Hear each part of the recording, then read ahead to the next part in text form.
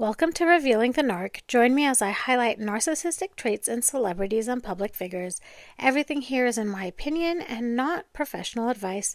If you enjoy the analysis, please like and subscribe. All right, so today I'm going to talk about this article that came out just a couple days ago. Meghan Markle and Prince Harry snub royal family's Christmas for sad reason.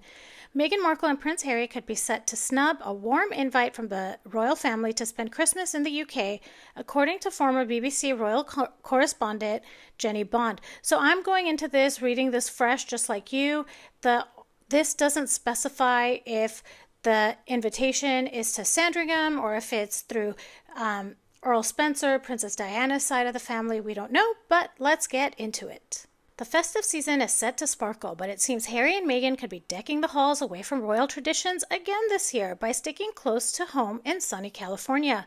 The Sussexes, who set up their new life stateside in 2020, have a cozy Christmas lined up with hints that the couple may snub any UK invites, reportedly including one from Harry's dear uncle Charles Spencer, in favor of family time in the States.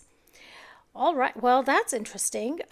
Cozy Christmas in Montecito? I'd love to know what traditions that includes, right? Remember there was this one time Meghan was asked about their favorite traditions, and she gave such a vague and just like not a detailed answer. We're creating new ones now that our little ones are growing up, and we're enjoying every moment of it. Speaking to OK, former royal correspondent Jenny Bond shared touching insights on why Meghan might opt for a California Christmas. We know why, Meghan, and we know you don't want to be booed. Okay, saying, I think most women like to be with their mums on Christmas Day. Given that Doria does not seem to have any other family she wants to share the festivities with, I think it's a fair bet that Meghan will want to be with her, and that would mean them all being in California. Whoa! That was a quick assumption. Why do they have to be in California? They just said Doria doesn't have anyone else to really spend it with. Like, why not all of you go to the UK? I mean, isn't that like the natural thing to do? Like, hey mom, you're not doing anything and we're going to go to the UK, so just come with us. So this is basically setting the stage for a lie as usual, for an excuse about why they don't want to go, to deflect from the real reason they don't want to go.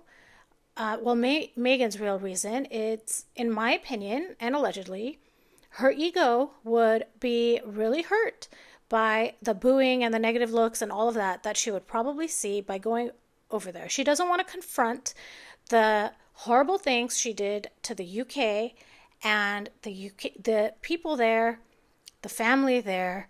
And I wonder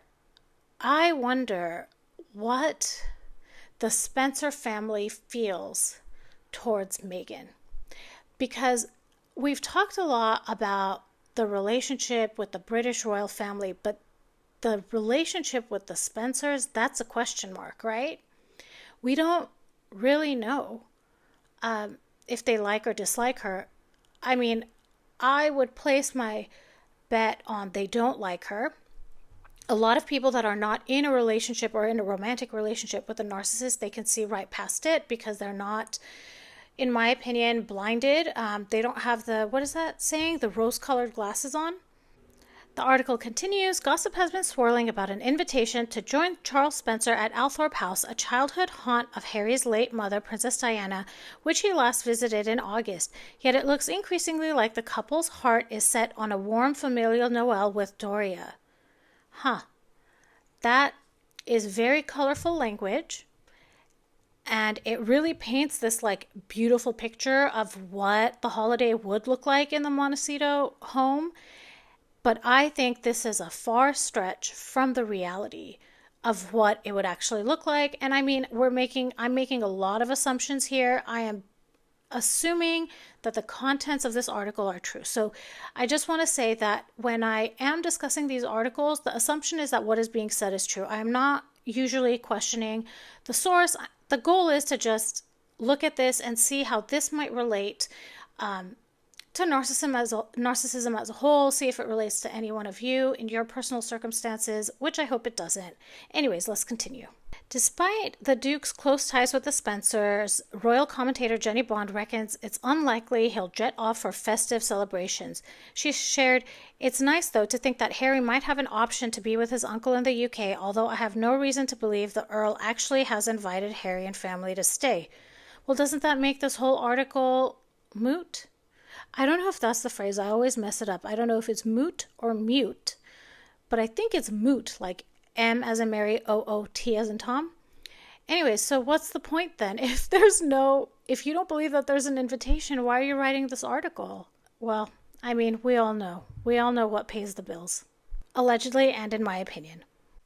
So I want to talk about a couple of reasons why this might happen in families outside of Harry and Meghan. I'm going to give a couple of points about why I think Meghan is specifically doing this, and this might apply to your own situation, which I hope that you're not in.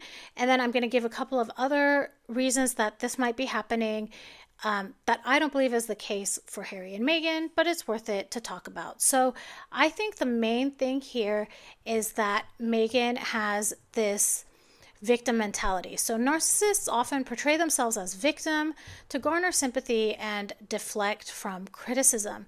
So I think that she is avoiding going over there because she does not want to hear the criticism. And I'm sure that if you speak to her, her explanation would be from a victim mentality. Oh, well, they don't even like me over there.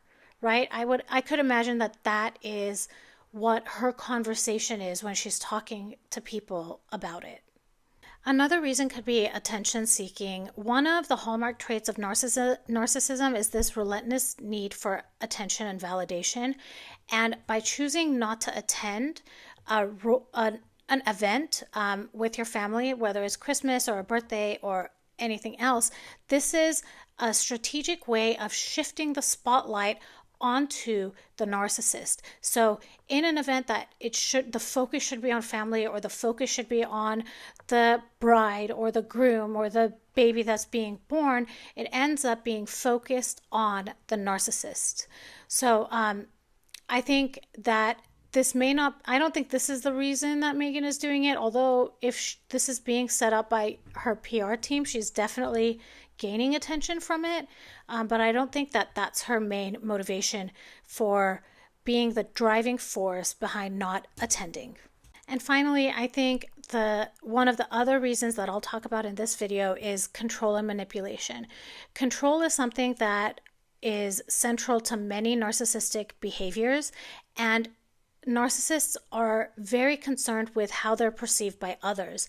So when you have a relative that may be a narcissist or displays narcissistic tendencies, when they choose to not participate at an event or a gathering, they may be trying to portray themselves as independent or self-sufficient, or they're trying to control the narrative. Perhaps someone at the event has been accused of doing wrong to them, so they are trying to take control over the conversations that people might be having ultimately.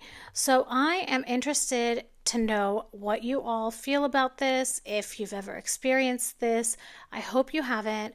I've definitely experienced things like this. Okay, I'll give you all an example.